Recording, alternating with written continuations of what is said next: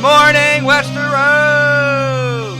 And welcome to our Morning Throners podcast. I'm Nelson. I'm Jeff. I'm Glow. And I'm Kyle. And we're the fucking Morning Throners. Last time on Morning Throners, Tyrion was caught in the sky cells at Vale. He snuck his way out, basically talking to Mord, and now he was talking to Lysa Arryn and convinced her to get a trial by combat. Lo and behold, he had no one to fight for, but last second, Bronn volunteered to fight for him. Welcome back to another episode of Morning Throners podcast. We're here talking Catelyn 8, and we've got the Tyrion Lannister showdown. Is that number right? I totally shot from the hip there. You do every week. Yeah, I mean, every Nelson? time. You're sometimes That was the other Catelyn reason 7. I fucked up. Fuck! You're usually more right than I would ever be. Catelyn 7. Sorry, guys. But we got the great Tyrion Lannister trial by combat. Kyle's first taste at a trial by combat. That's all I'll say. It's not as good as the Dunkin' Egg one. That's what I was So going to you're say. I was going to say not the You're coolest hinting stuff. that there's going to be more? Well, the And the Yeah. Dunkin' Egg one's much cooler, but I think we're You're gonna say a long what ways we're from the that. Fine, Dunkin' we Egg can one. leave it I want to tell him about the Dunkin' Egg one though, because it's so much cooler. nah, leave it up. Leave it up for grabs. You gotta, cause come on. He'll get there. He'll Dunkin' get Egg those one books is are so good. He'll- really Yeah. good. I mean, are we going to get there? Will we be recording we'll be- this in our 60s? I'll be married with So a so kid I was by the thinking. time. So hold on. So I was thinking if we do want to do those again with Kyle, we should do them in the order they came out. So the first Dunkin' Egg book came out in between Game of Thrones and Clash of Kings, right? So we would do the Hedge Knight after this book, right? For us, it was two podcasts to do the Hedge After Knight. this book?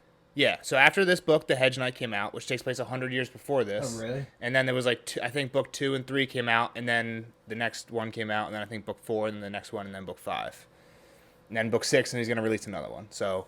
Okay. So It- I assume it doesn't they were matter, after like- the series. So that would be interesting. Yeah, It doesn't I really mean, matter, right? How But did like, you guys read them?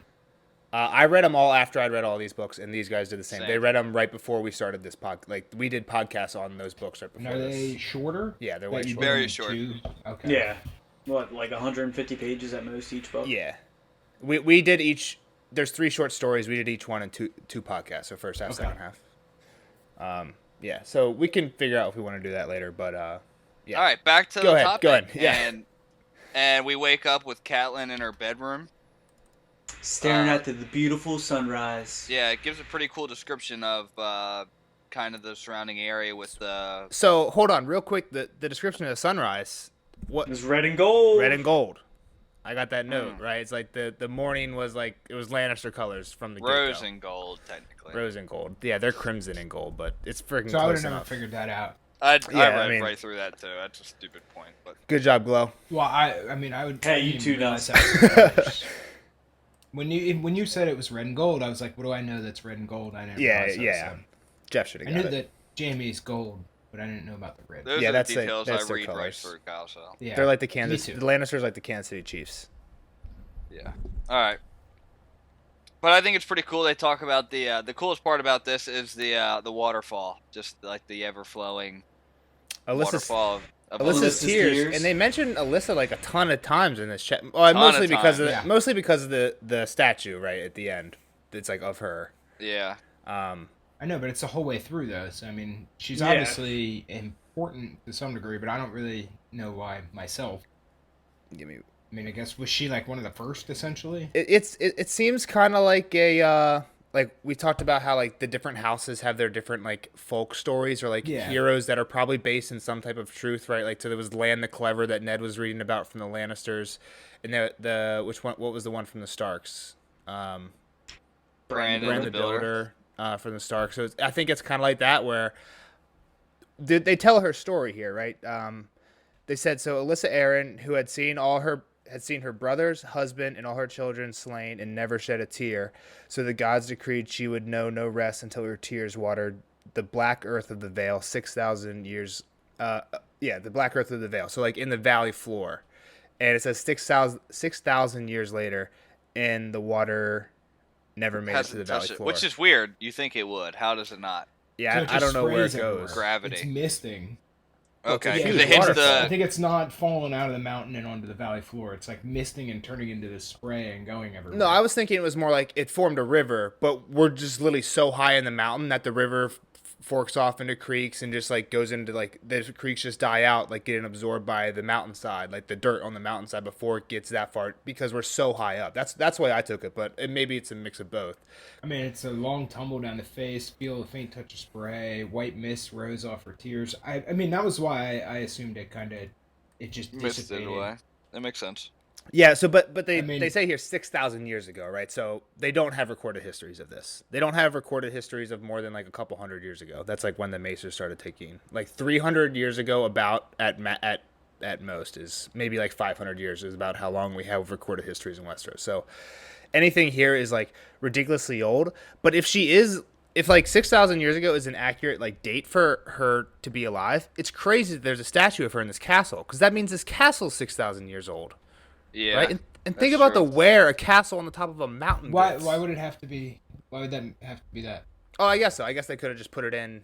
If they made the castle Yeah. 200 years ago, they could have put this statue over in, I guess. Yeah, I mean, that was just a question, I guess. I mean, I No, know yeah, what you're saying. that It makes probably is that, an old that castle. makes sense. That makes sense. Yeah, I don't But I think mean, that marble statue of her has I would existed also for 6,000 so years. marble would last for a while. Even just the But I mean, castle Yeah. in general. Like they but I probably mean, build it's up carved out as of rock, history. probably. The castle, you're saying? Yeah, like I mean, it's carved into the mountain. Like I'm sure it's partly built. The as main well. foundation, Like, I'm not yeah. saying, but I mean, it's not this shifting surface. It's not like it was built in a swamp. You know. Does she talk about going above the clouds when she gets here, or no? It's not that high. I think they do. Because if they're above the clouds, and you But don't, that's why the sky. is there the sky wind above was the clouds? I don't know. There's no wind. There is wind above the clouds. That's why clouds. Yeah, move, for right? sure there's wind above the clouds. Are you fucking nuts? Alright, back I on have the no idea. topic. Just dead still. Once you get past the clouds, it stops. Yeah. That's why planes they fly up there usually instead of Back on the topic. Catelyn Exactly. asks. Less wind resistance. the wind stops outside the atmosphere. Well, the wind's Oh, thinner. fuck. The air's thinner. It is thinner. You're right. Alright, and now we get back actually on task, and Catelyn asks. She's having a conversation with Sir Roderick about what's the state of the whole land, the Seven Kingdoms right now, and Jaime Lannister has rode to Castle Rock to get a mass of people together. So this is about 2 weeks after the last Ned chapter. Yeah. So my timeline says Yes. it's about 2 weeks after Yes. the last Ned chapter, but only a day after the last Tyrion chapter, because they literally have the battle the morning after Tyrion has that conversation. Court. Yeah. Correct. Okay, continue, Jeff. So what's the state? So Jaime So went. Jaime's getting his army together at Castle Rock. Edmure, who is Kat's brother, has written a letter to her that he's getting his people together. He's sent riders to Castle Rock to be like, "Yo, chill." But he's also said that he's not going to let them get to the Vale without fighting them in the field. So To the Riverlands. Like, they're not going to get to the Riverlands without spilling blood. No, you yield no foot of Tully land without first watering it with Lannister blood. Everything you said was right, Jeff. Just to clear some stuff up. He sends a letter. In addition, he sends a letter to Tywin, demanding Tywin, explain his intentions. Why are you Back calling the your fuck off, banners? Yeah. And then, yeah, you're right. He sends men over there, but he sends them to the Golden Tooth, which is basically just like, it's not a huge castle, but it's one of the more major castles along the major road in between the Riverlands and the Westerlands. It's kind of like the border castle between the Riverlands and the Westerlands. So basically, he's just sending, and he sends Lord Vance and like Lord Piper with some men to go and just like chill there, in case, because that's probably where the Westerlands would come through if they came that way. So yeah. So yeah, you're right. He's defending the Eyrie, but he's also like on the border of his lands. Like he doesn't want them even coming to the Riverlands, which is why I said. okay, that makes sense. I was just saying like their main goal would be to go to the Vale. That's what I was saying.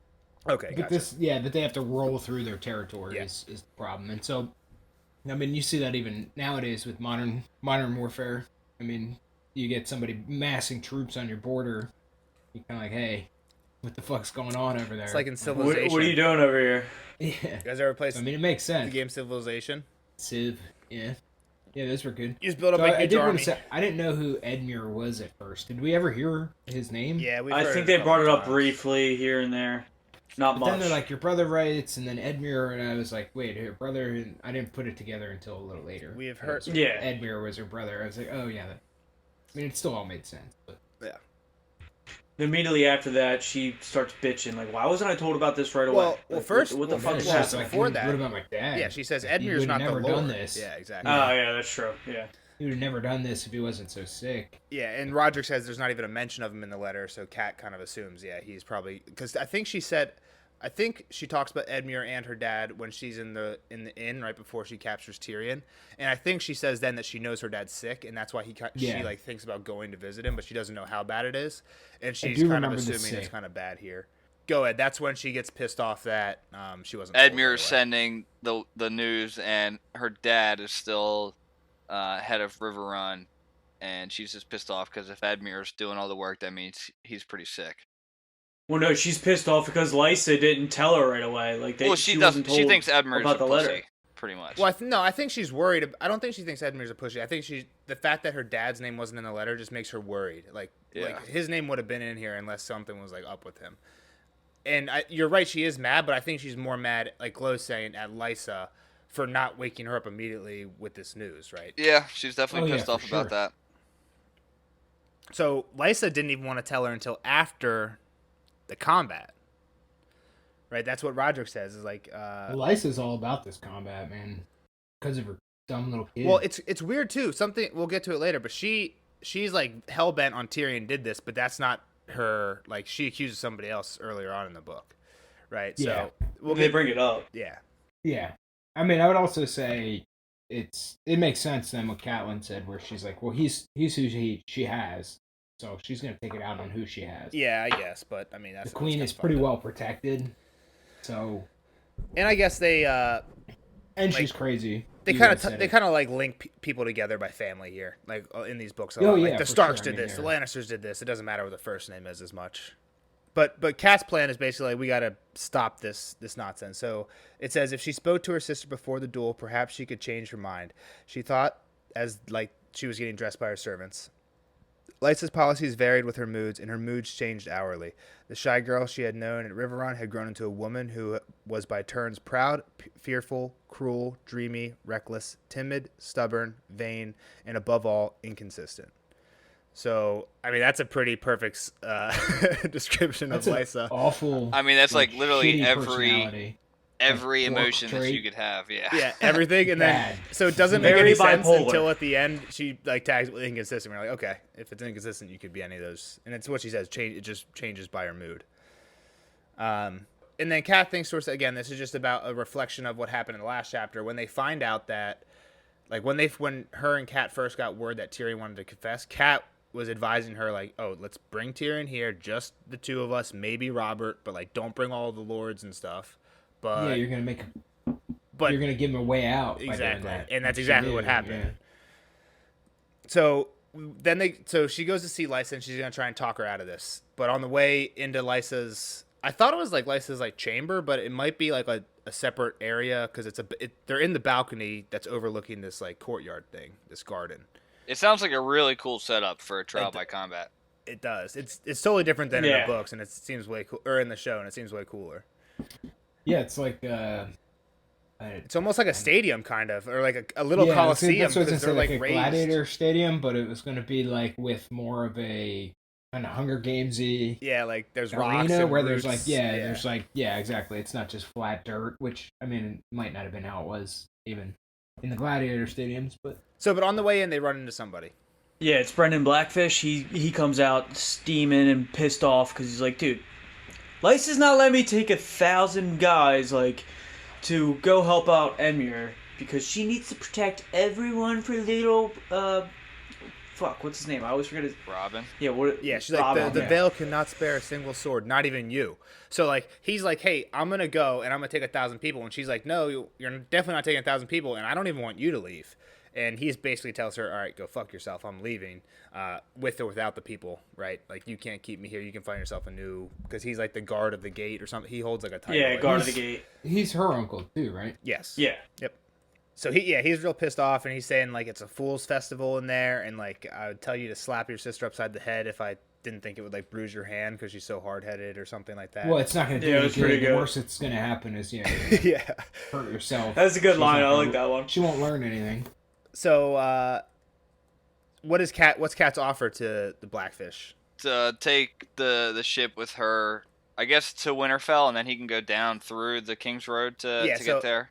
Yeah, so I didn't... With 1,000 guys. We didn't touch on this earlier, but her and Roderick or maybe she was just thinking to herself that her plan was as soon as No, this, she told Roderick because he was. And pissed. Roderick got all queasy for a second. Yeah, not pissed, but he was against it. yeah, because he doesn't do Definitely well with scared. boats. Yeah, but He their didn't say plan is anything. basically as soon as this nonsense is over, they're gonna get out of here. But they're not gonna go back the way they came. They're gonna go to a port city called Gulltown, and from there take a ship back to where they took a ship from to go down to King's Landing, which is a port city in the north called White Harbor. And then from there, they would just ride to Winterfell. And yeah, then she's like, I'll give you 1,000 Northmen that once you're there, you can take down. And that's what Brennan says. He's like, it's not ideal because it's going to take way longer, but I'm way Definitely more likely safer. to make it there Yeah, than he going couldn't by be myself through the One mountains. man going Yeah. through the mountain clans. Where everyone, how many people died? Like 5 or 6 on the way up there? At least 5 or Yeah, 6. at I think least, that's yeah. even low. That comes back at Felt the like end more. of this. Yeah, it'll come back at the end. Yep. They enter the hall. What's going on in the hall, Kyle? Everyone's getting drunk. I mean, it's a big party. Yeah, it's exactly what Brendan. Is that how you say it? Bryden. Fool's Festival. Brendan. Brendan is fine. Blackfish is fine. Blackfish. That's exactly what he says. I mean, everybody's drunk. They're just partying, and like, there's like, first off, they're about to watch somebody die, but like, they also don't understand that this isn't as easy of a fight as they believe it's going to be. Yeah, they have no Yeah, they're respect all- for the sellsword. Yeah, and I mean, I already know the answer, but like, even beforehand though, it was kind of like, you should probably take this a little more seriously. This dude isn't just gonna roll over and let Sir Vardis. Yeah, right? Sir Yeah, Vardis, Vardis. Yeah, not gonna let Sir Vardis just kill him. All right, so before we He's get to the done. fight, And they also have a puppet show for before we get to Robin. the fight, Yeah. there's a little bit of like political stuff going on, like on the balcony, that we'll talk about. Why don't you read the description of like what this like we were saying earlier that this like little garden area looks pretty cool. Lysa's apartments opened over a small garden, a circle of dirt and grass planted with blue flowers and ringed on all sides by tall white towers. The builders had intended it as a god's wood, but the Eyrie rested on the hard stone of the mountain, and no matter how much soil was hauled up from the vale, they could not get a weirwood to take root here. So the lords of the Eyrie planted grass and scattered statuary amidst low, flowering shrubs. It was there the two champions would meet to place their lives, and that of Tyrion Lannister, into the hands of the gods.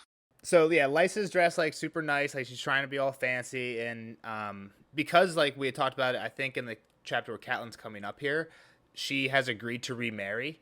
There's all these people that are here seemingly to like try and like Suitors. yeah, to like get her to be like, hey, marry me, and then I'll be the lord of all this shit. So they talk about two who are actively, when Cat comes up, like trying to like flirt with They're her. her hang top out two with her. this Yeah, week this until week. she goes crazy again. And So does anybody remember their names? Lord Hunter or something. Lord Hunter. Lord Eon Hunter What- Corbray. and Lynn Corbray. So what's up? They each have like they drop like a one line thing. So Hunter is older than John Aaron, Yeah. who was way older than Lysa when they got married. Yep. Because Lysa and Catelyn got married on the same day, right? So Cat got married to Ned on the same day Lysa got married to John Aaron. But John Aaron was basically Ned's father figure, right? So Is Lysa younger or older? and than... she is younger than Cat, I think a Yeah, couple years. That was my assumption. Yep. So, was it at the same place? Yeah, both in River Run. Both in Okay. River Run, yep. They both got married. Okay. Yeah. So, and what's up with Lynn Corbray? So that guy's old and he has the gout. I'm not really sure what the gout means, but it's Gout's like crystallization in your joints and like really oh, causes it's like- pain. It's like, Like, arthritis on the skin. If you drink a lot, it, No, you're gonna get gout, Nelson. Yeah. I'm not doing anything. and like for arthritis drinking a with lot of bad whiskey. for- Whiskey Yeah, it's doesn't really give you bad gout. arthritis. It's and then he also has like a bunch of sons that are Yeah, so stupid I don't know what that and they means. fight. Grasping. They want power. Like Okay. they're trying to Yeah, get so more. he has 3 sons, each more grasping than the Oh, last. the other guy's gay. Yeah, so the bugaboo about Lynn Corbray is there's rumors that he's gay. But don't they say he's like Say he's a good-looking he's cat. hot-tempered. He's like lean, handsome, but he's hot-tempered, vain, and reckless. Vain, reckless. Yep. And poor. Yeah, he's from an impoverished house. From there, Lysis sees Cat like, oh, isn't it such a beautiful morning? The gods Isn't are it a shining lovely down morning? on us, smiling down on Drink us. some wine, have some fun. Cat's like, we need to talk. Like, Cat's a huge wet blanket. well, I mean, Oh, she has a dude. good point here.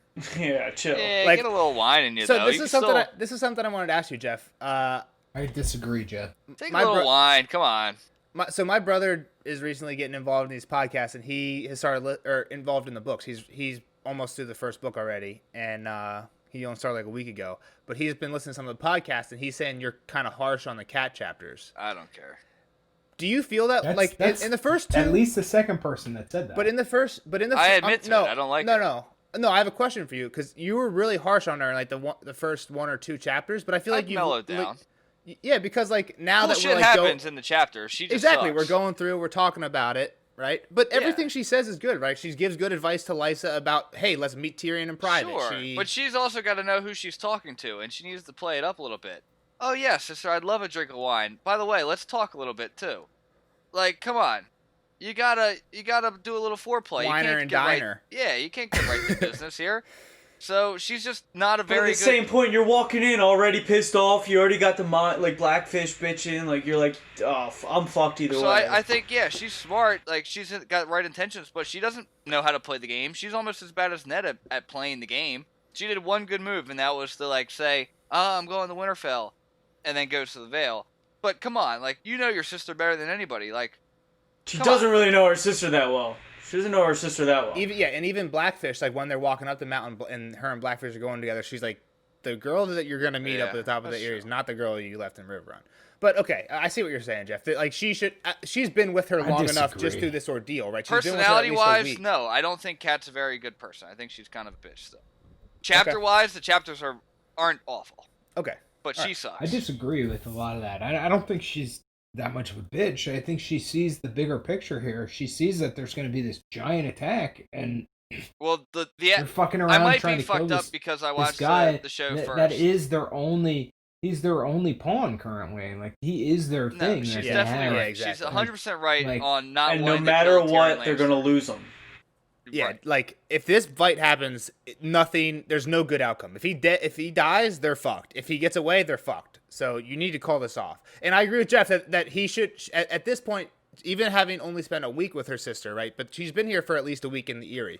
You said a month because you said Tyrion was in those cells for a while. Yeah, for a week to 1 week to 2 weeks is what I think. Okay. So that's what I'm saying. She was here for at least a Got it, week. got it. Um, I so thought it was longer than that. it might have been. That's what I'm. It's fine. lowballing It's it. been a Yeah, while. So No, you're good. So, yes, I even agree. that she should know. I agree with you, Jeff. That after that long with this person, she's been living with Lysa for at least a week. She should know that you're not just gonna walk in She there and doesn't have demand time shit. to deal with this shit, though. I mean, like, I don't got time to deal with this shit and fucking deal with trying to convince a crazy motherfucker, like, the right thing to do. Yeah. Like, there's no winning that, and I think she's right to stand up against it. Sure, she should personally. stand up against it, but she's going against the wrong way. At the And same she's just a time, Jeff, bitch. she doesn't So- have so too hold on, much so She's hold been on, a bitch so hold to on. John this whole time. She's been a bitch That's to true. John. She's just like walks around like a She- little prissy bitch all the time. And I think the actress in the show always has resting bitch face. So that's like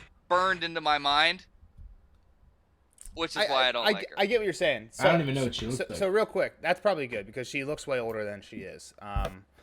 She looks the actress doesn't look older than the actress is. The actress looks older than the character is. The actress is older than the character is. But aren't they all?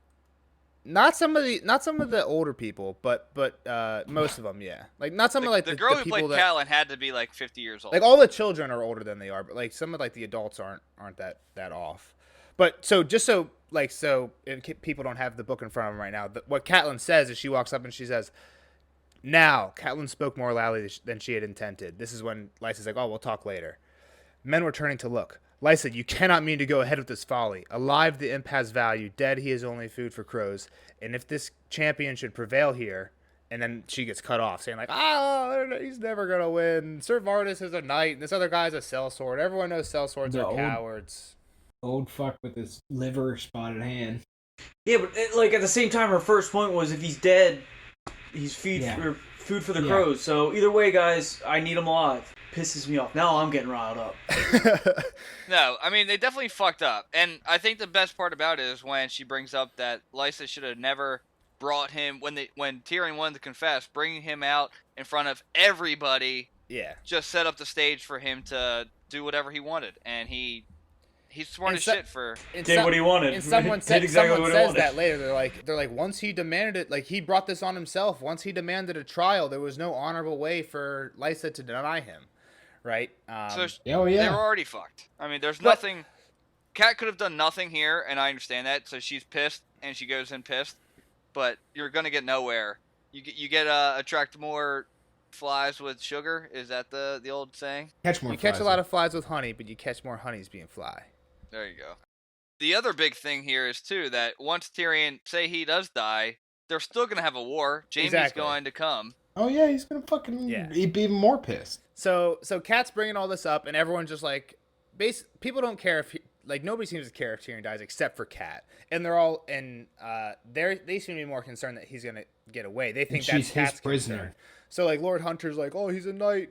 Bronn can't do anything. Kat's like, well, I've seen him fight, and 5 people died on the way here, and he's not one of them, which tells you something.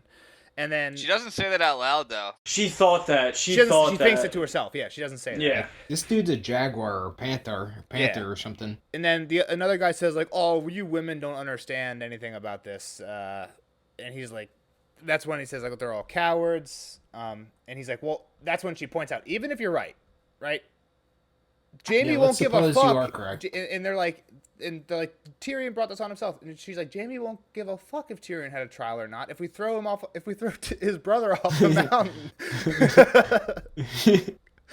And somebody's like, "Oh, He's we'll not just gonna be behead him pumped. and send the head to Jaime," as if like that's a better idea and that'll make Jaime less mad. Like, Yeah, this one. Yeah, they're all idiots. Like Brendan nailed it. Like this is a fool's festival. A bunch of idiots. drunk, old, sheltered, not used to real life. They don't understand what's actually happening out there, and that's why I'm siding with Catelyn on this and her handling of it. Like she knows this is bigger than any of them can even fathom. Yeah. So her last ditch effort here is she kind of puts aside everything everybody else is saying and narrows in on Lysa. And like, what's her like last ditch argument to Lysa? He is my prisoner. Yeah, exactly. He Like, you killed can't do my this. husband. Which is weird. This is what I was saying earlier. Kat mentions here that when they got the first letter, like in like the first Cat chapter from Lysa said that it was Cersei, right? And I get what like Kyle said earlier, like basically they're all the same in most people's eyes. Like one is as good. Well, as it's the not other. even in most people's eyes. It's still it's one of those things where bird in the hand, right? Yeah, In the yeah. bush. Like they have him, he's got to pay. That's his sister. Somebody's got to pay, Like, and we got you. She's not gonna your hurt sister. from this, yeah. Like either way, yeah. So I mean, and she's the fucking queen. She's pretty untouchable. They're lucky enough to have Tyrion. So what is How are you gonna get the queen? So Roderick asked Kat, "Do you believe this?" And she's like, "Well, I don't know if it was necessarily Tyrion. She's like pretty strong belief that the Lannisters had something to do with it, Jaime, Cersei, or Tyrion, or some combination, but she's not sure Yeah. which." And Which I think is a fair assumption. what's Roderick's assessment of that? He's like, Tyrion, I don't know. He could have used poison. Queen, Cersei definitely could. I've heard it's a woman's weapon. And then Jaime's like, no, he likes seeing blood on his blade too much. Yeah, to basically fucking poison someone. Roderick in his head is ruling out Jaime for at least the poisoning. Which I think is a good point, but I don't think he's above it. So didn't they like I feel like something like this happened in the scene where they're talking about how they're gonna kill Dany. Somebody says like, "Oh, we can kill him with poison," and Robert's like, "There's no honor in poison," and Ned's like, "We're really gonna argue about the honor behind killing a child?" But like Robert does refuse to go down a certain route of assassination because he thinks it's like not manly or like something It's like a woman. that. Someone says it's a woman's weapon. Is or, it? I don't even know if it's poison. I think that they were Ned. talking I think about. Ned talks to Pycelle about John Aaron. They do And talk saying about it's a it being poison. women's weapon. I remember. Yeah, I think it was no, Pycelle said it in their because conversation. Varys had told Ned the poison that killed John Aaron, and then somebody brought it up in that council meeting, and like there was like weird looks between Varys and Pycelle or something like that. But okay, yeah, we're getting a little off track. We can keep going. I don't think that's that off track. I mean, we're talking about essentially future plot points. The murder mystery stuff is a pretty big central plot point, I guess, is what I'm getting at. And so, like, I mean, any clues we get towards that, we should probably talk about. Yeah. Not that you Well, guys the already thing, it's know, hard for us obviously, to but have a Yeah, conversation I know. unless you're leading it. yeah. I know, and I don't really have much more to say about it than that. But I see, I guess, the Blackfish's opinion, right? It was him. No, who was it that said that? Roger. Roderick, yeah. Sorry. Roderick just basically ruling out Jamie. Yeah, I mean, I'm not, but I don't think it's Tyrion personally. Um, but I would say that I guess it could be either Jamie or Cersei because I don't think Jamie's above that. He might present that Bravado. to everybody else, yeah, but I think he would be still willing to do some underhanded shit just to Like get push a rid of kid out a people, window. get It's rid of weird that they enemies, say yeah. it's a woman's Yeah, weapon that's too, because true, it yeah. seems like a smart weapon. I mean, it's just there's no honor in it. But a man there's is going to no use honor. a sword. But if somebody that's the finds thing. John Aaron's body with a hole in it, right? Okay, somebody murdered him. Like nobody, most Yeah, people you don't gotta- even suspect there's anything. There's no foul play here because of challenge the him way he to a died. fight to the death if you have a problem with him, I think is the idea behind Oh, that. okay. Do you agree with Roderick after what you saw Jamie do to Ned though? After I saw Jamie do to Bran, like I said, I don't think he's above it. Okay, I didn't say gotcha. that. I said I see his opinion, and I kind of want to lean that way, but at the same time, I don't think he's above Okay. poisoning somebody just to off an enemy. So there's only like one more thing right before the bells start ringing and people come in. Yeah, they start talking about how Catelyn's like, how is this dude gonna rule the Vale? Talking about Robin. He's Yeah. like, he's so weak, he's so undisciplined. And he's And like then- shaking with anger because they haven't started fighting yet. Well, he's Or- like giggling. Yeah. I think like a puppet. There was like a puppet the show puppet and one got of cut them in broke half. open and there was like sawdust or something that came out as blood. No, it's red sawdust. Yeah. Yeah, so I think he cut him in half. It's like Yep. part of the plan. And he's like giggling, but he's like basically he's behaving way too young for how old he is, especially in front of like a bunch of like high lords and about to witness a trial by combat. And she's like, this guy, like this isn't gonna work. We need to get him away from Lysa. Is the only chance for this guy. She's shielding him way too much. Yeah. Oh, And and this some- is where So is there she anything talks to wrong with somebody him? about this, right? Probably. Yeah, Seems so- like it. They never really dive into it, Kyle. Yeah, they don't really talk about it. I think they say like he shakes sometimes, but like they don't really talk about like what the cause is or like what brings that on. Gotcha. I think the big And point then, you're about to get is that she says that Robin can't rule, right? And this is why If he sticks around with his mother. right, and this is why John wanted to send him to Dragonstone. Yeah, And so then, Maester Coleman, so John's Maester, who was with him in King's Landing, the one who treated him, right? Because Ned was like, when or Ned talks to Castle Rock. I'm Pycelle. sorry, Castle Rock is what Catelyn said. So hold on. So just so everyone's clear, Maester Coleman was with John in King's Landing. He went with him, like Ned left Lewin in Winterfell. John brought his Maester because when Ned talks to Pycelle, Ned says, "Why did you send Maester Coleman away?" And Pycelle's like, "Oh, because I thought I could treat him better." Right. So Maester Coleman was the one treating him when he first started getting sick. So he was there and when all this was happening, which is what I'm saying he's a credible source here. Yeah. And what's he say? What actually happens? Yeah, he says he agreed. John agreed. He was planning to send him to Dragonstone, and then she says, "Yeah, you're kind of right. It was actually Castle Rock, and it was after he died." Yeah, John had nothing to do with it because it was after he was dead. And then Coleman is like, I think Nah, you're no. wrong, because it was John's idea to send him to Dragonstone. Who is And he's about to Dragonstone? say Can we go something there? and he gets cut off with the start of the fight. Oh, you're right. Yeah. So so that it's right when the bells start ringing. The maester's head jerked so vigorously at the end of the absurdly long neck that he looked half a puppet himself. "No, begging your forgiveness, my lady, but it was Lord John who," and that's when it gets cut off. So we don't really know what he was going to say there, but Where's Dragonstone? Dragonstone's where Stannis is at. They've said it a couple times. Robert's Stannis brother. Baratheon. It Gotcha. was Yep, the yep. Targaryens, No, home yeah, castle. no, I just couldn't remember who was there. I knew we talked about it. Yeah, it used to be a Stannis. Targaryen castle, but because during they took over all that shit, so So here's more of that, I guess. So if they were saying that, so who told Catelyn he was going to Casterly Rock? Robert told Ned that in the crypts in the first Ned chapter. Robert was like, we were going to foster him in Castle Rock.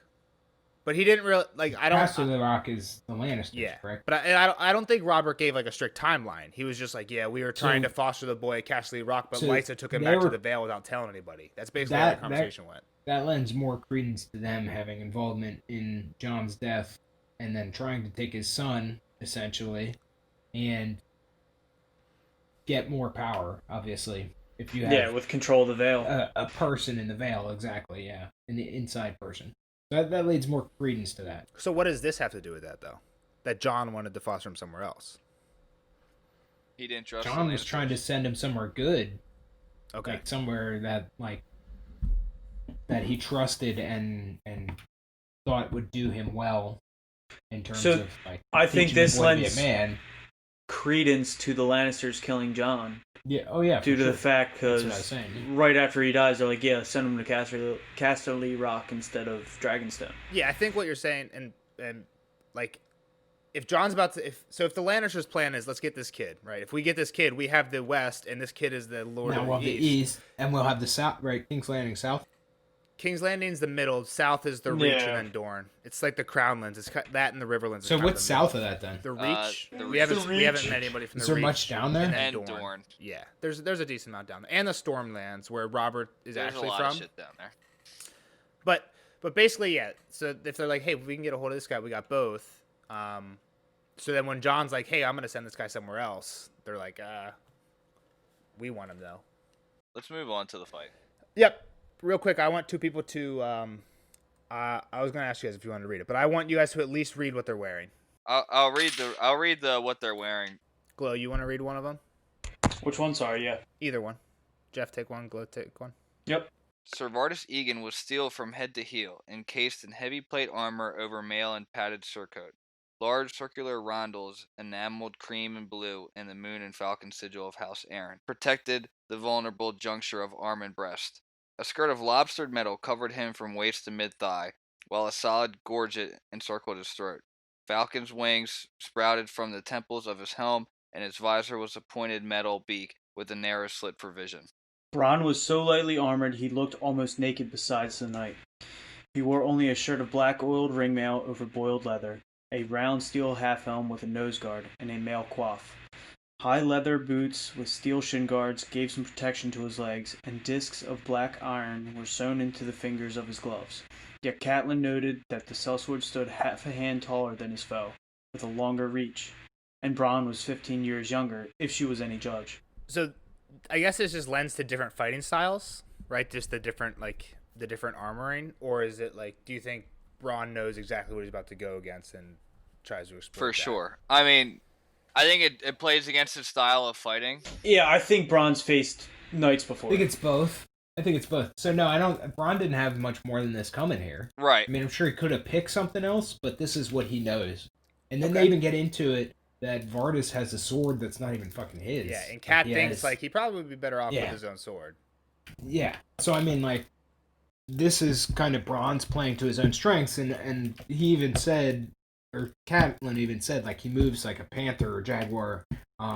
Like on the field, he just fucking comes out of nowhere. He's fast. He's agile. He knows what he's doing. So I think this is who he is already. Yeah, plate mail only But at slows the you down, right? So you can't be a panther like that. So if Cat sees him like a panther, you're probably right. This is probably what he was doing on the trail up here. And another note about the sword. So it was a sword that Lysa made for John Arryn in King's, or she didn't make it. She had it made for him in King's Landing. It's weird that it breaks. This sword breaks at the end of this fight. I was on the same thing. I was like, wait, the sword broke on marble? What the Like fuck? these guys are high lords and like it's like fancy as fuck. You would assume it's a pretty nice sword, and yeah, it breaks off of hitting marble. Like that's, I don't know. I just thought it was kind of weird. I don't didn't know if notice she that in the ever previous read-through. think about John though. Again, old fucking dude. Does she really expect him to fight? She was probably like, "Hey, make her like a really cool looking sword. It doesn't Or how have about to." this? They ripped her off. They could have done that too. No. I mean, maybe she I'm joking, went I'm to some of the joking. Lannisters knew, and they ripped her off. There you go. So what do they, Jeff? Like, lay this out. Don't like before they fight. We're gonna talk about the River Run duel. Mm-hmm. But like lay out like what happens. Like how do they all enter here? What's going on?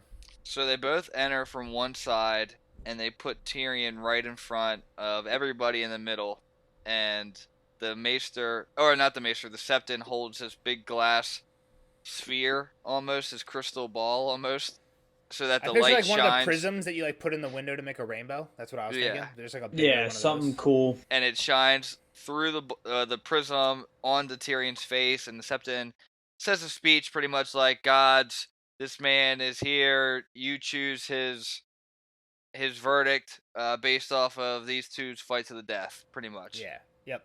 And so the guy Sir Vardis salutes to the Vale people.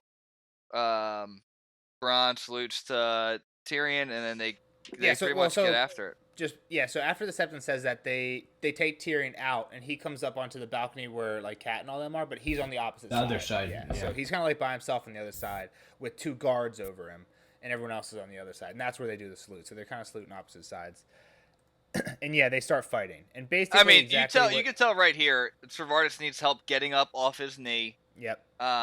He gets a big ass shield put on his one arm. Heavy oak with iron studs. Like, it's got to be like at least 25, 30 pounds, right? Like strapped it to him. Yeah, right? and they strap it to his arm. And it sounds like the sword is like a long sword, almost like a two-handed sword. To be fair, I think he always used a longsword too, though. But you don't I use a think he shield with said- a longsword. Is that true? I know, but I think he says. I do in some video games. That's not true. Is a longsword really not supposed to be used with? Is that like what a short sword's It's for? a two-handed sword. No, that's a great sword. Yeah. Okay.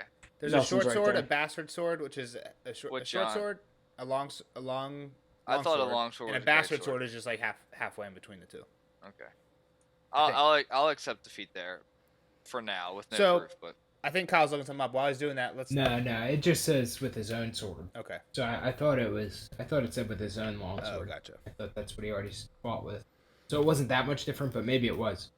Yeah, I mean, It's different. you It's don't want to like, perform a concert with somebody else's guitar for the first time, right?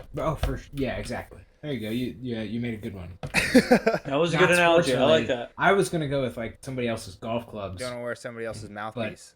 Yeah, well, that's sometimes you gotta do what you Yo, gotta funny story. This isn't about someone sharing a mouthpiece, but my buddy, the one time I was thinking about the other day, he threw in his mouthpiece at a lacrosse game. It was like Little League. And immediately spits it out, starts gagging. He's like, "My dog pissed on my mouthpiece!" And he like starts freaking out. that is That's disgusting. gross. It's gross that, like, by the taste, he knew it was his dog's and not somebody else's, too. So, like, he's been there before. Well, I don't think he thought his brother or his mom pissed on his fucking mouthpiece. All right, yeah, do. Does so anything cool happen during the fight? Yeah, I thought it was all pretty cool, but I know what you're saying. So anyway, but there's so there's anyway, an important part besides this fight. from the beginning. Okay, go ahead then. What's your? So this reminds Catelyn of something else. Kyle, what's up with that? What does this remind Catelyn of? From a Peter and Littlefinger. newbie's perspective. Yeah, what happened there? It was weird. It seemed almost like she kind of liked Peter more than she should, to me.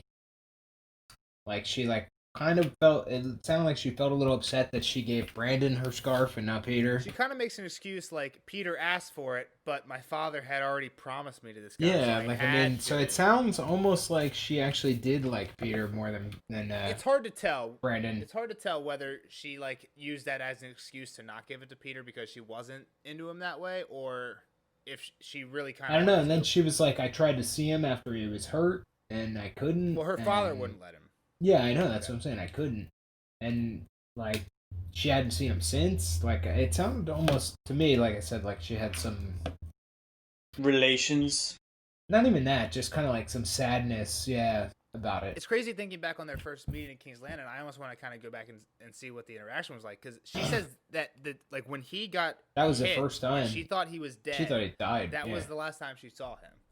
One thing I think is crazy about this is that Lord Hoster, Kat's dad, even let this happen. Right? So the way I picture this happening is Lord Hoster's like, hey, you are now betrothed to Brandon Stark. And Littlefinger's like, no, I love her. And he's like, okay, you can fight for it. Like, what? No, like, you just be like, no. Like, she's married to this guy. You're kind of a nobody. I think Littlefinger challenged him. Yeah, I was going to say, I thought remember correctly. Littlefinger challenged Brandon to a fight. Okay. Yeah. Yeah, I'm Yeah, pretty that sure he might be challenged him. Okay, Yeah. that might be right. And so, there was a difference in that one, though, because Brandon, like, stripped down when he saw how little armor So here's what I'm wondering. Littlefinger. Peter was wearing. Here's what I'm wondering. Is that honor? Is he doing that for honor's sake? Or is he doing that because he doesn't want to end up like Sir Vardis here? I thought it was a little of both. I think it was more honor, That personally, the way it sounded. me too, But maybe because the description of this fight doesn't seem like Peter kind of really knows what he's doing that much. when kinda Brendan gets didn't fucked sound, up. yeah, exactly. and He Brendan knew he was really gonna knows what he's win. doing. Yeah. Yeah. Is it Brandon or Brendan? Brandon Brendan. with an O, Brandon at the end. Yeah. So, Brandon. but when Ned Brandon. gives him her favor, so like this, it's just a handkerchief. She's like, please don't kill him. Like, let him live. Which is just like, I love him tells like you a how much brother. Please confidence just. Cat has in this guy. Brandon beats the Well, shit then, out of him then, too. yeah, he runs him all over the place. Gets And has he keeps telling him to yield. He's like, dude, please just yield. And Littlefinger's like, no! Yeah. I won't do it. and then he And gets then like eventually cuts his guts. yeah, like below his ribs, and Cat thought it was mortal. And as he's like falling, like he says Cat. So like the last thing Cat remembers of this guy is him like getting cut so bad, like real fucking bad, and saying her name, and then You'll she get a doesn't little see him again until PTSD King's from Landing. that for sure. Well, I'm just saying it's weird. Like I kind of want to go back and check out what they like how the interaction was when they first got to King's I Landing. thought it was more tense than that, because I thought they didn't. It seemed like to me then I'm remembering Well, she gets brought it from seeming to me guards that are he was, like, you gotta pissed. come with She was us. pissed, yeah. Yeah, she was pissed. She's like, why are you fucking bringing me to a brothel with guards? What the fuck? Because she was in the In- the hotel or whatever. Yeah. But then, yeah, Edmure tried to go, and he wouldn't let Edmure, and then they go back to the fight, and Vardis is like getting his ass kicked pretty much. He's Like, getting real Tata in that heavy armor. Well, he's running at Braun, but Braun's just piecing out on every shot, like just dodging all over the place, rope a dope, like How let much this do you big think dude. How much do you think that weighs, that armor? Dude, 50 Oh, pounds it's gotta be at super least. heavy. Like Yeah. like football pads when you're all sweaty, they got to be like pushing 30, and this has to be way. I don't worse know than about that. No, 30 that's a lot of pounds? that's a lot of weight. Including the helmet, dude? I had some big shoulder pads too. Like I'm sure we had some different shoulder pads. There's size. no way. Dude, take a pair of shoulder pads, dunk them in water. That's what it is after 15 minutes of practice. Yeah, I mean, with sweat, There's no way. Like hockey gear doesn't weigh that much, and there's more of that. But you don't. debatable. Does it soak up your Our sweat? shoulder 'Cause it's pads cold. are. It soaks up your sweat, But it's man. cold. Yeah, you should smell hockey. No, yeah. Hockey players sweat, dude. They're... I'm not wearing hockey pads. Oh no. I do think football pads are heavier than hockey, though.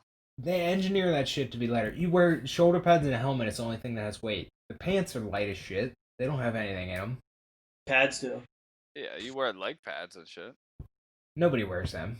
Let's be real. Alright, I did. talking about real football players or NFL football I wore a players? cup until I was like, My cup weighs like 20 7 pounds. It's so fucking big. So as an adult, I went back to play a men's league hockey, Big dick and joke.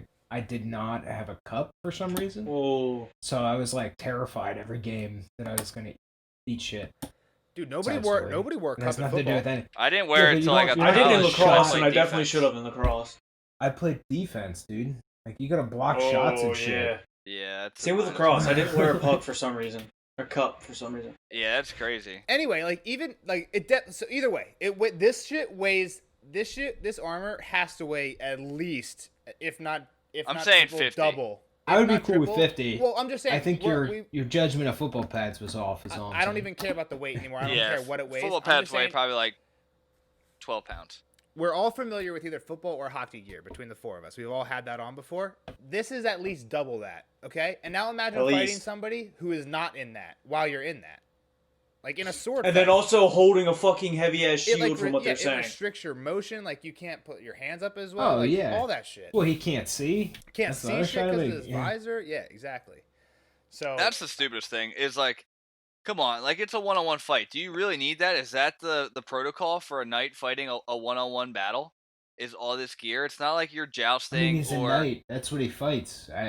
That's my guess. so I'm just gonna That's just without that's spoiling his, anything. that's his setup. Without spoiling anything, I'm gonna say this strategy works for other knights in the future. Maybe not in 1v1 combat, but in like small group combat, it like heavy plate's not a bad deal. I don't know about. I mean, it's I don't got know if we ever see advantages it again for in sure. 1v1, but you can just get hit. Like how many times does Braun actually hit him, and nothing happens? This guy doesn't hit Braun at all. Like it's kind of like you got to be if you're not wearing shit, you got to be 100%. Can't get hit at all. But if you're wearing shit, you can get hit more. You just gotta get one good shot. in Strong before they defense do. is not an awful thing. Yeah. I guess. I don't at all. in all times. I mean, like if he was up against somebody slower, I mean, I think and less experienced, I think he would have killed him. You know, but he's up against this dude that obviously knows what he's doing with what he's wearing. Yeah. Yep. And So they dance around a lot. What happened? Like, how does this fight end? So while they're fighting, people are yelling too, like, "Oh, he's a coward. He's not fighting," because Braun's mostly just like, letting this He's guy literally tire just himself pulling out. like it's Rocky mostly 3 little on him. Robert. He's just pulling a Rocky Little 3. Robert's crying. It's like, make him fight. Well, somebody says like they're a coward. Yeah, he's a craven. Oh, Like yeah, you I should be know, yeah, fighting. He's just tiring him out. He's pulling the old Rocky 3 versus Clubber Lang. Yeah, Tire it's that a guy smart out. move. And And fuck him up at the end. then when he can't cover, bang, bang, bang to the body rock, to the body. All right. So how's the takedown, the knockout happen, Jeff? He What pushes ends the the fight? statue. He pushes the statue on him. So another thing First, is, he crushes his elbow and fucks him up. Yeah, and he's bleeding down the fingers. Or another something. note is Jeff, when he was describing the arm, he said a rondel. Do you guys know what rondel is? I looked it up. No, what's a quaff? Shoulder. The shoulder I thing, think it's- Nelson. That's right. Kyle's right about the Quaff rondel. is a helmet. It's a hood hat. Yeah, That's like it's like a, you know those it's like a fire suit hat. yeah, Oh, you know those okay. like, you know those Like like a Eskimo balaclava? hats that like cover Yeah. the ears and have like the strings. It's like that, but made out of chainmail. His is made out of chainmail. They're not always. You can have a cotton cough, but his is made out of chainmail. It's just the headpiece. But yeah, so the important part here is the rondel is it's just basically like a small the a small joints. metal dinner plate that you put on the outside of your armpit. Yeah, so that when you lift your arm, the metal in your arm doesn't get exposed to this. Yeah. And I don't know if it's what Braun was going for, but he he gets it breaks off, one right? of them in half to the point where he can see the strap. So then once he knocks this guy down, he has a clean shot at like, I can stab right here through this guy like underarm. So he kind of takes advantage of that and stabs his sword like kind of through his armpit down into his ribs and just. But yeah, you're right. It's after he like knocks the fucking statue. Yeah, he was dead. I mean, he would have lost. Like he could have let him go. Yeah, So my question there is, could you call a yield there? I think like, so. Yo, Yeah. Oh yeah, why not? I yield, bro. think in a trial by combat, when the person who's on trial isn't in the combat, yes. Once it's a clear victory or defeat, you don't have to finish them off. So what happens after all this is done? Kyle, what's the little interaction? It's not much, just the interaction between like Robert and Lysa and I guess Tyrion. Like, do we get to kill him now? Yeah, exactly. Right? We get Can to he kill fly the now? little He man. Promised me he Yeah. would die. Yeah. We can make the little And, man fly. Tyrion's like, not this little man. What a great This line. little too. man's about to hop in the turnip bucket. Yeah. What a great line. and she's pretty much like she sounds like she wants to keep him still, and then he's like, look man, you're fucking, it says it right there, as high as honor, like, get out of here. Yeah, those Like, are your family words. Are you House really Aaron? gonna keep me? yeah, you can't do anything other than that. And so he's got her again, and then essentially she's like, send him to the high road. He's like, fuck, the high road, like, that ain't good. So we're like, something's gonna go down on the high road, but he's gonna get out of it. He's got to live. Unfortunately, I know that. So okay, so your prediction. I don't want the prediction to be that he lives. How does he live? How does he get out of it? he doesn't go the high road. That's how. Oh, I like that. Uh, There you go, Kyle. That's thinking there. I mean, I guess he says, there's no. all right, and then he goes once he's out of the bloody gate, right? The bloody Yeah, gate's that's the edge. That's the last. Yeah. He's like, I'm going south or something. Okay. Yeah. Um, I don't really have the map up, so I don't know where they're at, where they're headed. But he's so that might not even be feasible. There might be no other route, but he's gonna go the high road. I think he's gonna have to go Or through not- some not mountains gonna. regardless. So then he is gonna rally. Then he's gonna rally the Raiders against the Erie. and what? And just turn right back around? Maybe not turn right back around, but wait for Jamie, Okay. because Jamie's coming. Okay. I guess Kat, there's no real good prediction to make because she kind of says exactly what her plan is. So She's going to Winterfell. plans to go to Winterfell, take Goldtown with Brendan and Roderick. Yeah, I don't know if I guess there's no more predictions we can really get from this chapter, but what do you think of the chapter overall? I really like this chapter. I like the fight scene. It's long. Oh, I yeah, wanted to like- read it, but it's pretty in depth and it's pretty cool. I don't think it was like, oh my god, I really like this chapter, but it wasn't bad. I don't think there was bad. There was not much. I mean, I guess there was some story stuff, but it was mostly that fight. And I don't know, like, man. I feel like this took forever to take notes on guess- because even when there wasn't guess something you're right, happening, 'cause there was always information being dumped on you. Whether it's the Yeah. Peter duel, whether it's this like Well, Lake and Corbray's Jamie's- gay, or Jamie's yeah, doing and this, or all that gathered shit. banners, and yeah. Brendan's pissed about this. Here's Brendan's plan. Like There was a I don't lot know. of info on it. It was a good chapter because there was. Yeah, good it info there. I like the Alright. I like the I'll chapter. take it. I'll take it. It was a It's a positive cool chapter. It's a cool scene no. in the show. I wasn't too. saying it was bad. Like I said, I We're would talking give it- shit, Kyle.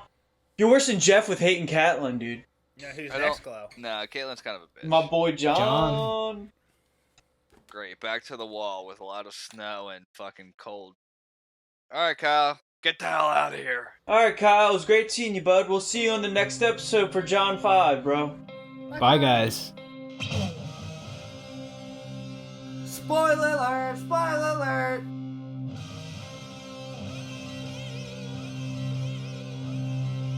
Spoiler alert! Spoiler alert! See you later, Kyle. It's great hanging out, bud. We'll see you on the next episode of John 5, I think it is. Alright, guys, now on to the spoiler section. What are your hot takes for this Catelyn 7? Huh, boys? Huh?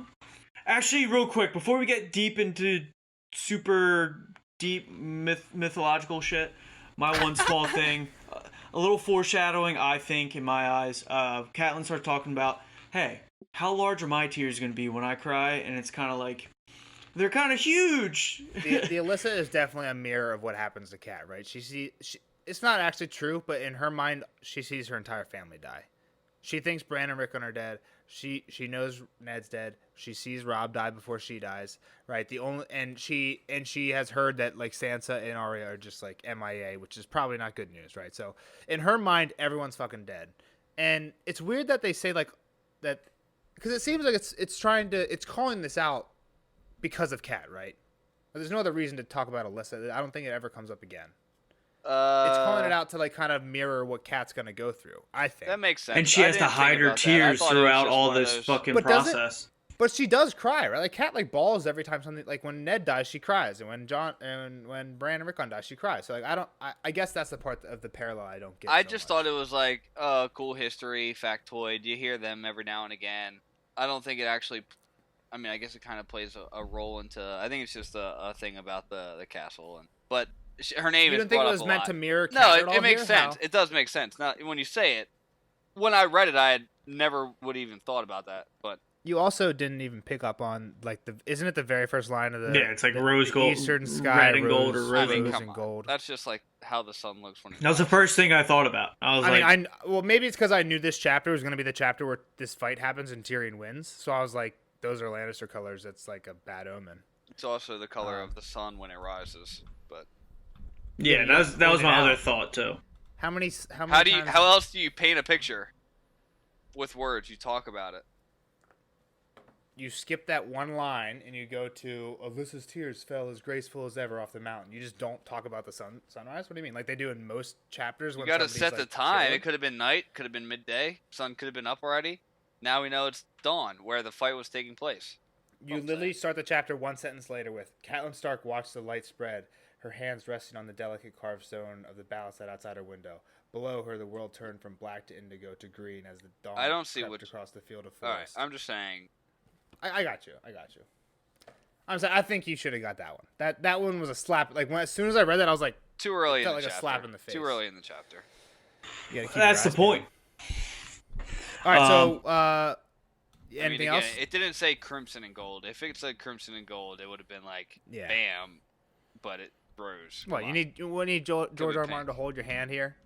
I think Do you you're need just, Nelson like, to spoon feed you? I think all of you fucking theory people are just literally pulling at straws about the sun fucking rise. Next thing you're gonna tell me is that the sun's setting. Oh, and because it's blue with a little bit of red, that's the fucking Tully color, and they're gonna like, come on, get the fuck out of here. If they say that.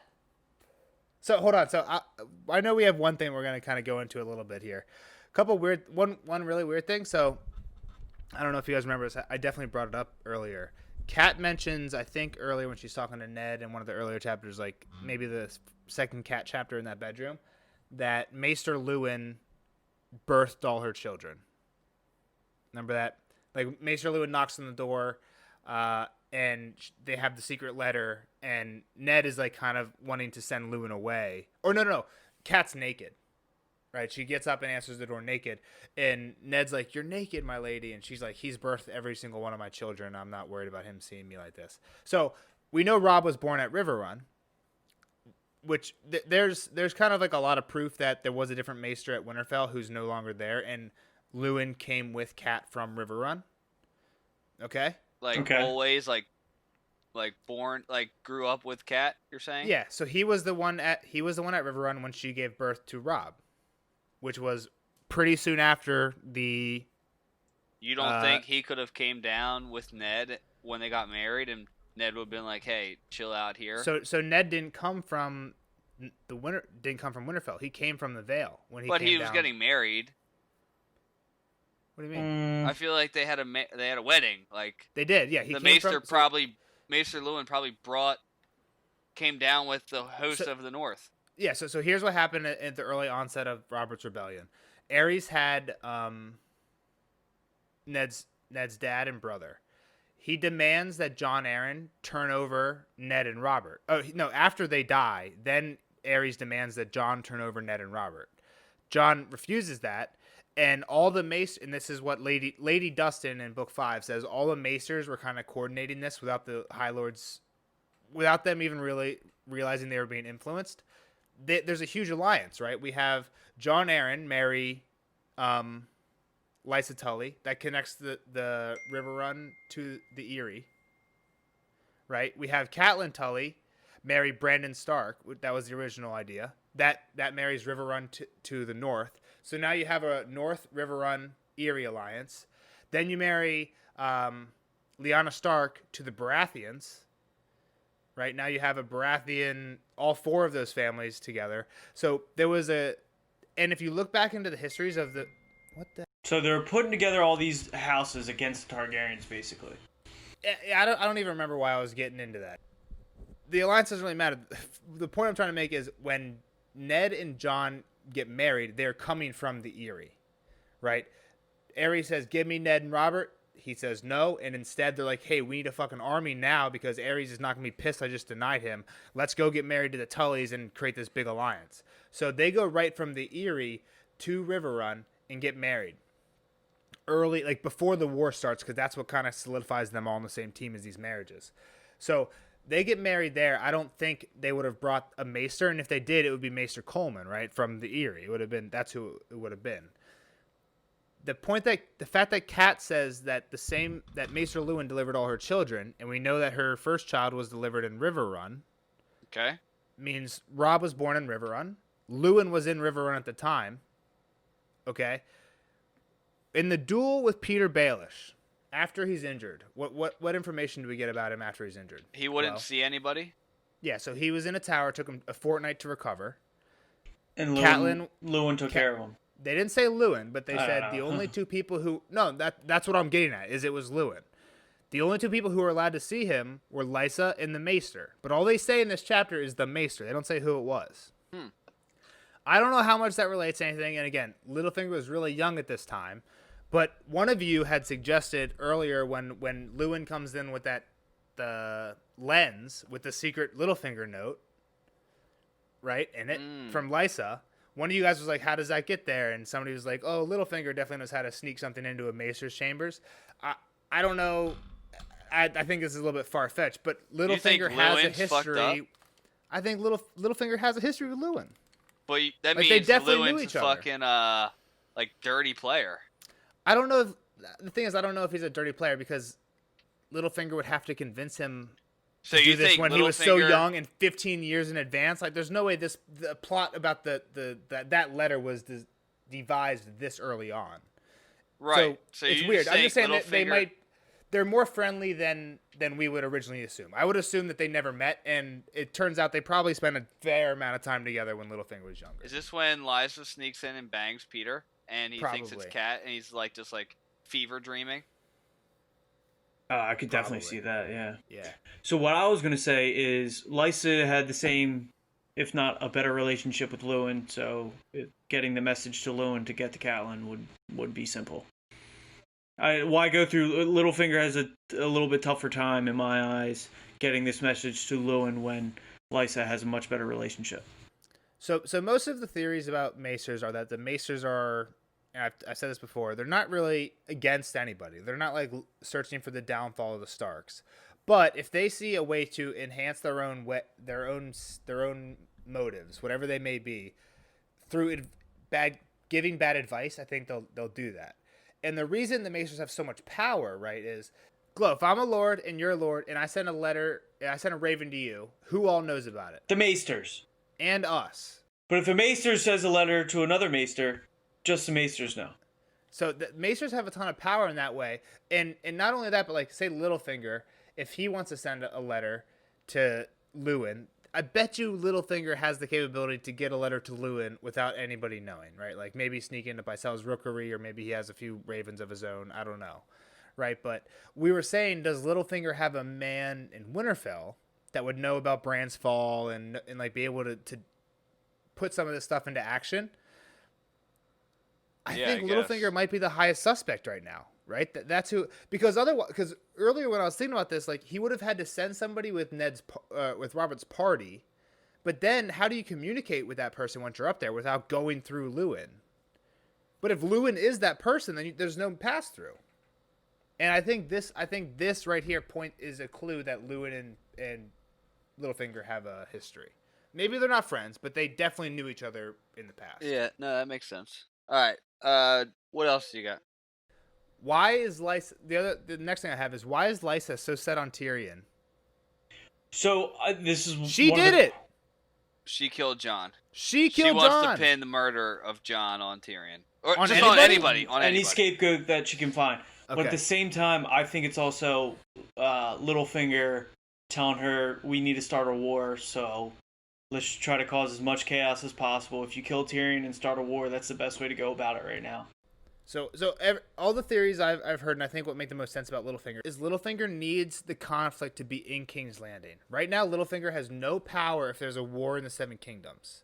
He has power if there's an uprising or a coup, right, in King's Landing. If Ned tries to overthrow Joffrey or something. Because what?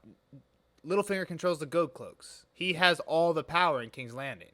He has no power in the realm. So Glow, while that's good, I like what you're thinking. I don't think that's what Littlefinger would want, just because I don't see how that benefits him at all. Right here, Yeah, when there's it's a coup in also... King's Landing, he's able to sell Ned out to Cersei and get in really high favor with Cersei. He could have also done the opposite and been turned around, actually helped Ned and turned it around on Cersei and been in really high favor with Ned, right?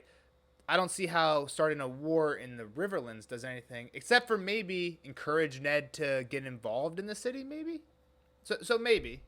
Right, so at the same time, so Tyrion was in the cells for 2 weeks. That sounds like plenty of time for messages to go between Lysa and Littlefinger from the Vale. No, I'm not saying that couldn't have happened. I'm just saying why would Littlefinger want a conflict not in King's Landing where he has no control? Like, okay, so you're right. So what Kat was saying, because he's earlier, a fly on the wall. He's not like, even though he's stirring the pot, he's not like in the conflict. Yeah, he can still, like, Robert or Ned has to leave to go fight in a war. Robert has to maybe pick a side. There's going to be a lot of conflict in King's Landing if there's a war. Still the Hand versus the Queen's family. So conflict in the realm between Starks and Lannisters would obviously lead to conflict in King's Landing. King's Landing between them. Okay, that makes sense. And then the last thing, not big, just it's interesting that Roderick points out, kind of just again pointing to the Jon Arryn death. Roderick points out that poison is a woman's weapon. Well, Lysa is the one that did it, but she's a woman. I just thought that was interesting that they're kind of dropping hints to, again, it's no way would I expect Kyle to get it from this chapter, but they're kind of dropping hints that Lysa, or like right now, because they say, okay, it's one of three people, Jaime, Tyrion, Cersei, but it's a woman's weapon. So that narrows it down to Cersei. So then as soon as you find out Cersei didn't do it, as long as if you keep this in mind, okay, what other woman would have done it? It's funny that Kyle thought that Jaime was still like in the mix. Yeah. When he's he just said he doesn't think he's not above it, which yeah. I don't agree with Kyle doesn't know Jamie as much as we Jamie do. wants to fight Exactly, 'cause anybody. He just wants. Yeah. He doesn't think he's Well, gonna lose to Jamie's anybody. Jamie's more honorable than people give him People credit think, for. yeah. Yeah, I mean, and can like you get like his I said, he little doesn't know him bathroom as well talk? as we know him. You get his fever dream talk in the No, just like, bathtub. even his thoughts, like when he goes to River Run at the siege in book 4 or 5, right? Like he could just take the castle by storm. Like he has way more men, but he promised Catelyn, like he swore a vow to Catelyn when she released him that he would never take up arms against Tullys or Starks again. So he tries to find a way to take the castle without doing it. Sure, he does it in a very Jaime Lannister way by telling Edmure, "Hey, if you don't go get this castle for me, I'm gonna launch your baby over the walls in a trebuchet." That's not the most honorable thing, but he keeps his vow to Catelyn by doing that. So he has his own weird sense of honor in a very Jaime Lannister way. So I got two more small things. Is Vardis or Varden a fucking idiot? Why would he wear all that heavy fucking gear? Did Lysa set him up because she gave him a fucking broken ass sword? I'm so confused. So I think it was just Lysa was Circumstantial. Yeah. The one thing I was gonna say is we were saying like, oh, why would you ever wear this versus people who aren't wearing plate mail? And I said in the normal part that there are definitely parts later on where this works out, and specifically I'm thinking of Jorah. Jorah Mormont like kills like 2 Dothraki because he's wearing plate mail, and they're like hitting him with their RX, and they're just like bouncing off, and then he just like cuts off their heads because they're wearing nothing. So, and it's basically the same thing, right? It's quick and nimble. Yeah, he also underestimated his opponent at the same time. Yeah, for sure. Okay. Yeah, and so then that was last my point thing, for the fighting. It just popped in my head today as we're going through this podcast. Is Robin a bastard? Is he Littlefinger's bastard? I thought that. I swear I thought that the first time I read, and Nelson made me just like talk through each chapter with him. So the way I would shoot, I think that makes sense. That thought. The reason I shoot it down is because we know Littlefinger did get Lysa pregnant. Yeah. We don't know, but Littlefinger. No, I mean, we're pretty sure Littlefinger got Lysa pregnant, the and dad Hoster made her drink drink Tansy tea, which is basically like Plan B or an abortion drug that'll make you have a miscarriage. So yeah, he got her pregnant and then she had a miscarriage. I doubt that somehow he got her pregnant again during the course of this like 15-year peace where. I mean, he was in King's Landing. They were in King's Landing. They're definitely banging in King's Landing. There's no doubt in my mind. Yeah, like I think he's Littlefinger's bastard. He's 6. So Robin Aaron's age 6. So it would have been 6 years ago he was born, which was 10 years after the rebellion. So yeah, they probably all 3 of them would have been in King's Landing. No doubt about it. Banging. Yeah. The last thing is what's up with the fostering. Yeah, that's the fucking part That's what you were wondering about, Jeff. And I definitely did not. Not something I would have picked up on early on. My first read through, definitely picked it up on this one. Like, hold on, pump the brakes. He was going to Castle Rock, and that was the plan. And now the Mace was like, oh no, he was going to Dragonstone. So I think you guys can work this one out. I'll give you a few hints. What did we work out? What does Kyle think right now? Like we were kind of talking about it. He doesn't trust the Lannisters. Well, he thinks that this fostering has something to do with Jon's death. Right? Like he was going to change it up on him, so they killed him. Is that what Kyle thinks? So, yeah, I mean, basically, the Lannisters wanted the power in the Vale, so they want to foster the kid. And since Jon wanted to send him to Dragonstone, they killed him so that they could have him sent to Casterly Rock instead and groom him themselves. Yes, so that's what Kyle thinks. So he thinks that the Lannisters killed Jon Arryn because Jon wanted to foster Robin Arryn. Can you think of anybody else who might not want Robin Arryn taken away and fostered at Dragonstone? Lysa, the mother of the kid. And the father, Littlefinger? So if Littlefinger's trying to get Lysa to kill Jon and like become 100% over to the Littlefinger side, and she's like, no, like he's the father of my son, blah blah blah blah blah, and then all of a sudden Jon's like, hey, let's send Robin to Dragonstone, and Littlefinger whispers into Lysa's ear again and says, he's gonna take your kid away unless you kill him. What's Lysa gonna do? She's gonna kill him. Yeah. So I don't know if this part's true, but if Littlefinger is the one who puts the idea into Jon's mind to foster Robin, right? So this seems like a very Littlefinger thing to do to me, right? Is Littlefinger goes to Jon Arryn and he's like, hey, you know what? Your son he's not the strongest. We got to send him to someone stern. I think Stannis would be a great place to send him. And by saying Stannis instead of Tywin, he puts he makes the Lannisters a suspect for exactly the reason Kyle's thinking, right? But he also knows that as soon as he puts that in Jon's head and Jon tells Lysa that's not going to fly with Lysa. So if say Littlefinger goes to Jon's like, hey, you should foster Robin with Stannis, and Jon's like, you know what, that's a good idea, and then he tells Lysa that, and then Lysa tells Littlefinger like, oh, you know what, Jon told me he's going to foster Robin at Dragonstone, and Littlefinger's like, he's gonna take your baby away. You got to kill him. That's how all that. I think that's how all that plays out. That's how Jon. That's how this whole thing started. Yeah, and by choosing Dragonstone as a place to foster Robin, you make the Lannisters look guilty, right? If you'd have said, if Littlefinger would have gone to Jon and been like, hey, let's foster Robin at Castle Rock, and then Jon dies, well, then it's obvious not the Lannister did that, because they were getting what they wanted already. So why kill him? I mean, they end up becoming Warden of the East anyway. Yeah, they do, because he's so sickly. But that wasn't in their plans. I don't think Littlefinger really gives a fuck who becomes Warden of the East. I think all he wants is Jon Arryn dead, Lysa's all mine, and then he knows he'll be able to control Robert Arryn one day anyway. Right, because like technically by the time like in book 4 when Littlefinger's in the Vale, like he's in control, in charge of running. Yeah, he's in control, but Jaime's still the Warden of the East, right? Like nobody ever unnamed him that. Right. He's named that here, and nobody ever unnamed it, but Littlefinger still has total control. So, I think Littlefinger doesn't really give a fuck about the Warden of the East. I think he cares about who's Lord of the Vale, and that's him. And he knows by eliminating Jon, he has a clear ticket to that because Lysa's not going to marry anyone because she's going to wait for him. And so in two birds in one stone, right? He sets Lysa up he can later put himself in a great position to own the Vale, and at the same time, he makes it look like the Lannisters did it.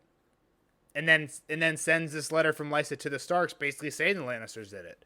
Starting a war between the Starks and the Lannisters while he also got the second thing he wanted. Lysa's now single in the Vale, and I can go take over there whenever I want. Yeah, and he's also indebting the crown into a ton of debt. Somebody mentioned one of the people. I think Kyle actually mentioned it. One of the knights in this chapter is from a not well off family. That's the gay guy. Sir Lynn Corbett. You brought it up. Yep. Nobody mentioned it. You did. You just Kyle said said that. Like, Kyle said that. Kyle said he was from a poor house. Yeah. So people think, and I think there's like pretty much direct evidence of it later on that this guy is working for Littlefinger. But anytime you hear that somebody is from like a poor house or they have debt trouble, assume that Littlefinger has they're gonna do whatever Littlefinger wants because he's the one who's buying up debt in the realm. He's indebting. His debt plan is get the Iron Throne to go bankrupt so that the Iron Bank calls in loans from anybody else who had loans with them. Right? If the White House took a loan from somebody and then they're like, that person's like, hey, give me your money back. And the White House is like, we can't give you anything right now. They're going to go to all their smaller assets who took less money from them. Like, hey, we need money from all you guys because our big boys aren't giving it back right now. Right? When that happens, those people who need to give money back, if they don't have it, they need a new debtor. That's Littlefinger. That's what he does in book 4. Anybody who isn't like the Iron Bank starts recalling their debts, and Littlefinger is getting all these wards from families who hate him. They're sending him wards because he's basically saying, you give me your second born son and I'll pay off your debt to the Iron Bank. Because he's taking all the money from the throne and just putting it into his own pocket. Yeah. So all the debt that the crown is in, he has. So he can buy up all the other debt of all these other people. So even once he's not the leader of the Vale, he still has all these hostages. Is that really how he? What happened to the king's money? Is it he just has it literally? Yeah, probably. I mean, he has a ton of money. I think he makes a lot of money from hostels and shit too, dude. Whatever it is, he has enough to bail out large families. Yeah. Do you make that much from brothels? I don't know. Like when Jaime goes to find Sir Ilyn before he goes on the road and he goes down to the jail cells, there's 26 jailers on payroll. Yeah, that's true. And only like 3 of them have ever shown up. I thought to that was a work. Varys deal, but maybe it was a Varys and Yeah, maybe. Only 3 of them have ever shown up for work. So where's the salary for these 23 other jailers going? I Probably forgot about Littlefinger's that. pocket, right? Yeah, for sure. For sure. Like, he's just saying the expenses are really high and just putting it in his back pocket and using it to buy up debt somewhere else. It's genius. Like, Yeah, no, it's that's crazy how fucking complicated these fucking books are that we're getting into debt schemes here, but I fucking love Littlefinger for shit like that. Like, he's playing this from so many different angles. It's crazy. It's like, he had to have it all thought out. Like, he had to have planned to set Lysa up so he can come take over the Vale. And he knew that wouldn't go over well. Like, they're not just going to let an outsider marry a woman who's not even an Arryn. Like, the widow of an Arryn, and then all of a sudden somehow he's in charge. That doesn't make any sense. So he needs a backup plan. I'm just going to pay off all your debts, and now you owe me. And that's exactly what happens. Are you gonna be pissed when he dies just from Arya slitting his throat? That's not gonna. This is not gonna happen. This isn't the show. Come on. Who do you think's writing this? Dave and Dan? No, we got George R. R. Martin behind the pen on this one, boys. All right, we've been going pretty long. We've had a few distractions. I don't know how long it's actually gonna be, but you guys got anything else? No. No, that's it for me. I honestly didn't think there was many spoilers. There isn't, and I've talked There's about some most of the discussion Littlefinger- points, and Most of the Littlefinger stuff I just went off about. I've talked about before, but it's kind of all starting to come together. The debt stuff isn't clear in this one, but I'll point it out as it comes. But the thing about hearing John Arryn was gonna foster Sweet Robin with Stannis is, you're right. Like, I'm not 100% sure what it means, but the closest thing I can think is what I explained to you, that Littlefinger was somehow behind it because he knew that's what lights the fire. Because when Kyle thinks, oh, that's the reason he gets killed, Kyle's right, but he's just not looking at the right suspect. It's actually Lysa, who doesn't want her kid getting taken away. Cersei doesn't give a fuck if Robin Arryn, the sickly kid, goes anywhere, right? We've seen inside Cersei's head in Book 5. She doesn't give a fuck at that level. She's such a fucking idiot, but we'll get to that in Book 5. I feel like I'm rambling. all right, guys, great episode. We'll see you next on John 5. John 5. And then don't forget to like and subscribe on YouTube, Spotify, SoundCloud, Pornhub, Everything. whatever We're you on want, everything. boys. Google Podcasts. Everything. If any of you guys are big into the Song of Ice and Fire Reddit, drop us a link there so we can get some new followers. And the night is dark and full of terrors. All right, I'll see you guys later. See ya. Thanks for listening.